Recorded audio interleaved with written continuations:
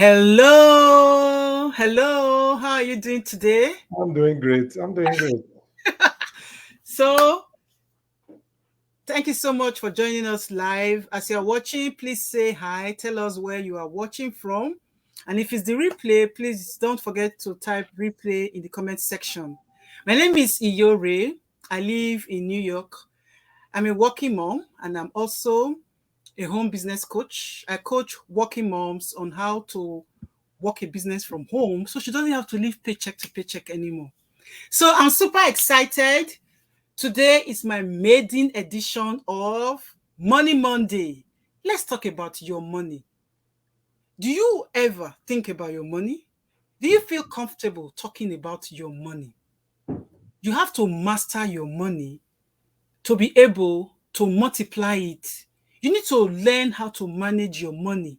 You need to learn how to make money work for you. I personally am tired of working for money. So you need to learn how to make your money work for you. So that's why I created this series of videos. Let's talk about your money. Today, our specific topic is you are earning $15 an hour.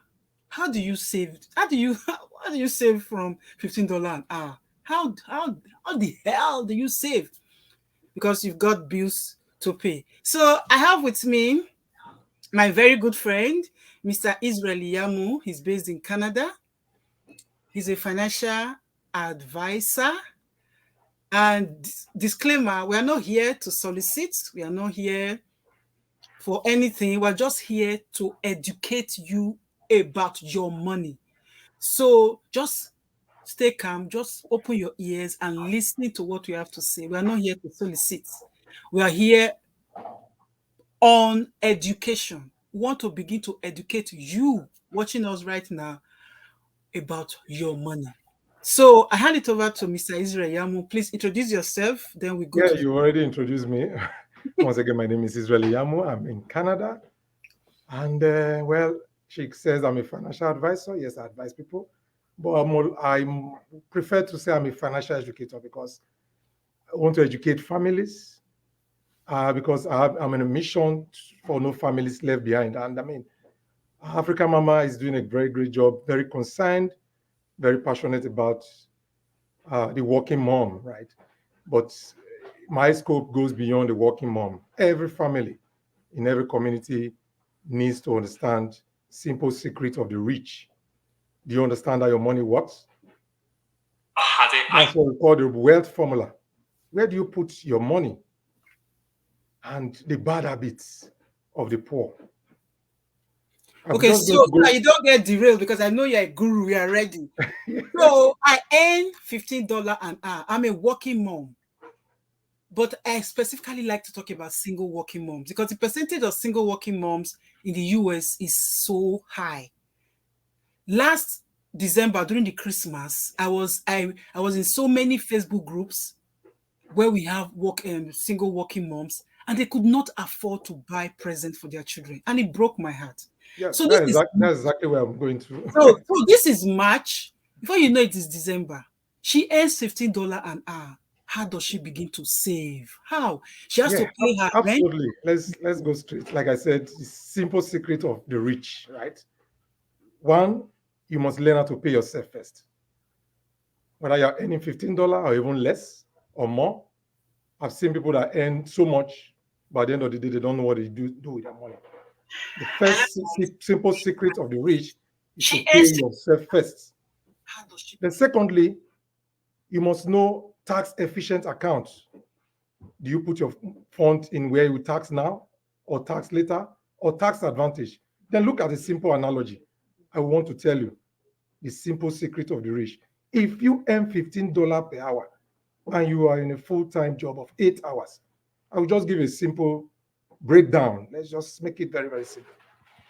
Can you afford to keep 1 hour of that time every day?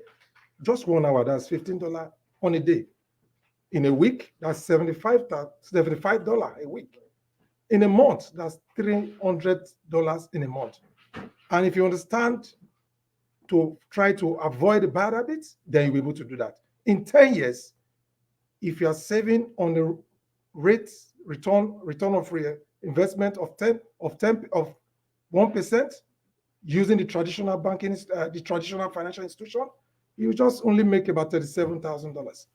But if you have a rate of return of 8%, that is 54K, 54,000K.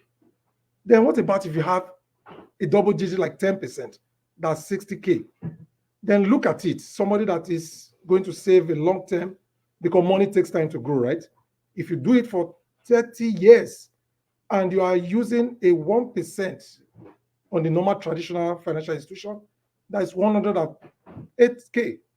But if you have 8%, that's 425K. Man, just imagine a man that has 10%, that's 623K. And does that money as a safety? There are funds that have guarantees, they have diversification, and they have flexibility. So whether you earn $15 or even less, the discipline is that you should learn how to pay yourself first. Because every other bills will come and you pay your landlord, you pay your grocery, you pay your hydro, you pay every other person except yourself. So the secret of the rich is that they budget, they pay themselves first, and they want to put it in a tax efficient account that has also growth benefit, because the only thing that is permanent, especially in North America, is tax and debt. If you know how to go put your fund in a tax efficient manner, either tax letter or tax advantage, then you are surely going to be rich. It's just a simple secret. I believe this information will help a lot of families. I don't know if I'll be able to answer your question. Yeah, you spoke a lot of big grammar. Me, because all this tax efficient 10%, Yes.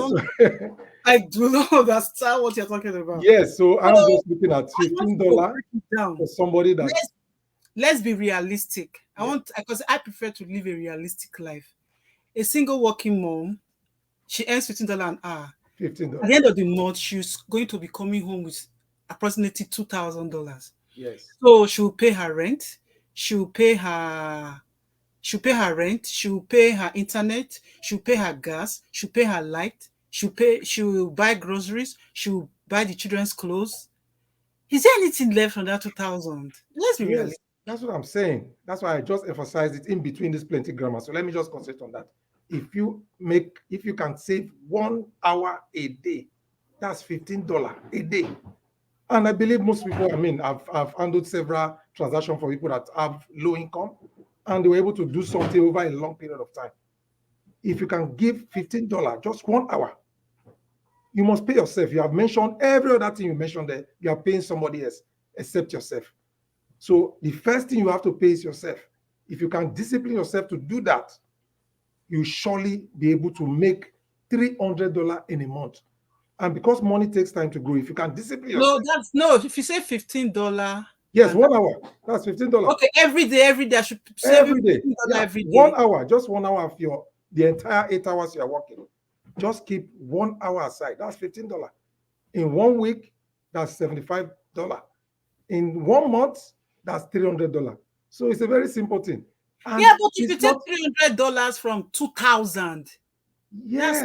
1,700. That's enough. That's not enough to pay my bills. You know what the issue is, that when the habits of most of us is that we like going for things that are not basic. If you really want to get out of that poverty, you must first of all pay yourself. You meant to pay yourself. Every other thing will fall into line. But the issue is that sometimes we want to live the life to impress even our enemies. You pay your bills. I mean, if we want to get more details of how to work on this, I've seen a lot of families. And at the end of the day, they not say, wow, I didn't know that I can achieve so much within a month. Okay, And so can you give us an example of some of the ways we waste money? As in, because yeah, for me, I don't know if that is realistic to save $15 every single day. So what are the ways that a working mom is actually wasting money and she now ends up not being able to save $15 every day? yes, I will tell you categorically. I mean, I went to a client's place. That was last month or so, and he didn't. He was just complaining of several things. And oh, can you just visit? I mean, I went there for dinner, and I mean, just going through there, I saw some things that I could easily relate to. And when I started picking some of those things out, it was surprised. In the first place, he was a colleague in my day job. Every day it goes to I don't want to call any company, they buy coffee every day. Just that alone, I told him, if you can eliminate this So how gradually, much is the cup of coffee? that's $1 to $2 every day. Okay. So, and it takes twice or three times in a day because it's very. So I told him clearly, if you can reduce that to just once a day, this is how much you're going to save. Again, I made that he has two cars in his garage, one for himself and one for his wife. And I asked him how feasible, how necessary is this are these two cars? And he told me, oh, they are very. I said, okay, your wife does 9 to 5? Yes. I said, when she gets to work, she parks the car there, right? He said, yes. And after I concluded in analyzing it, I discovered that he actually does not need two cars in the family. And in Canada, the average, what's it called, insurance on car is about between $250 and $300 monthly. So with that alone, he has already saved over $500. Just those two items alone. Time will fail me to go into some other things I saw. I mean, just look around yourself. I know it's not easy, but there's a way. You must be able to think the way the rich think. They always think of paying themselves first. And that's why that's one of the quickest way to build wealth. If you can do that, you can discipline yourself and make some certain things that are not priority, you put them at the base. If you can prioritize paying yourself first, then go into other things that are most important in your life, you're able to cut down a lot of costs. Those are just as simple. Pay yourself first. Those other things will fall in place. Okay, so now pay yourself first. So should I be putting the money in the bank? Because I know that the bank rates are not so enticing. Yes, like I said, the traditional institution will not tell you how money works. I was in the banking industry for years, 18 years precise. They will never tell you. The first thing they give you is credit card. They are teaching you how to spend, how to just spend. They don't teach you what you do, and they tell you pay the minimum, pay the minimum. That will be a topic for another day. The rate of interest on that, once you just pay the minimum, is crazy. The bottom line again, pay yourself first. If you're able to pay yourself first, some other things will fall into place easily.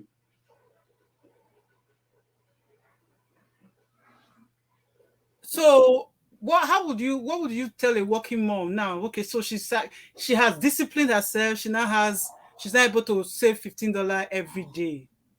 But if you leave the money in the bank, it's not going to the money is not going to make more money. So what are your suggestions without being too technical? What are your suggestions Obviously, on how to make her money work for her? obviously that traditional method cannot take you anywhere because, like I said, it's less than 1%. In fact, some financial institutions pay 0.5%. So using the rule of 72 is a simple way to calculate how compound interest work. It's just a matter of dividing 72 over the rate your bank is giving you or your financial institution is giving you. So if you have 1%, just to make it simple, and you divide 72 all over 1, that means it's taking you 72 years to multiply $1,000 or your $300, for example. Let's use the $300 scope. That $300 you're able to save in a month, it will take you 72 years to double that $300 to $600. Is that where you want to put your fund? I don't think so. Nobody wants to do that. And what people are talking about guarantees, there are other funds that gives you also that guarantee. And there's diversification. I mean, you have portfolios. You have several areas that professionally managed people will handle the finance, the funds for you. They move you. There are institutions that will move you directly to the asset management companies. What the banks do, they stand as middle person for you. The traditional financial institutions stand as middle. They take your funds, they take it to those asset management companies. But if you go to the asset management company directly, you most likely have between 8 to 12% or even more. And these things are there. People don't know, because if you don't know, you don't know, right? They say knowledge is power.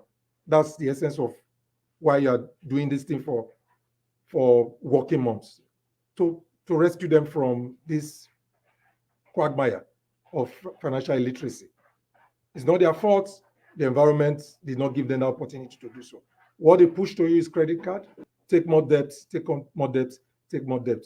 And people don't know when to stop taking debt. They don't have the discipline. But if you can pay yourself first, you able to reduce your debt. I mean, another day we might talk about debt. That's a topic for another day. Woo, man, this was like mind blowing. So it will take me 70. If I leave my money in the bank, it will take me 72 years to double it. 72 years. Oh my God. Absolutely. Absolutely. So I promised myself I was going to keep this video, this live for less than 10 minutes. It's 16 minutes already. So we Wow. need to I close didn't now. know. You see, it was exciting. So this is where we're going to end this maiden edition of Let's Talk About Your Money. So join me again next week, Monday, for another exciting, beautiful, and educating edition. So Mr. Israel Yamo will always come back, or I will have other Yeah. educators to come and educate you about your money. So if we said something that was like, oh, I didn't know this, I'd like to know more, what do I do? Please, you are very free to reach out to Mr. Israel Yamu or to reach out to me, and we will both direct you as to how you can save your money and put it in the proper place where it will even make more money for you. Thank you so much for watching. And don't forget, join us again next week, Monday, for another edition. Bye for now. Bye.